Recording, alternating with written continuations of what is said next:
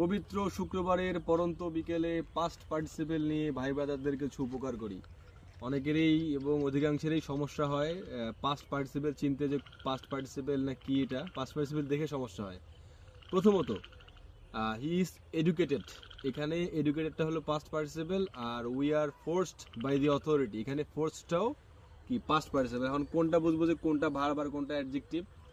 তো সুন্দর একটা ট্রিক হলো যে যেটাতে আপনার পরবর্তীতে বাই এই টাইপের কিছু থাকবে, যেমন we are forced by the authority, তাহলে এখানে ফোর্সডটা এটা পাস্ট পার্টিসিপল অবশ্যই, V3 অবশ্যই, কিন্তু এটা এখানে ভার্ব, ঠিক আছে। উই আর ফোর্সড, তাহলে এটার অ্যাক্টিভ ফর্মটা হবে দ্য অথরিটি ফোর্সেস আস, ঠিক আছে।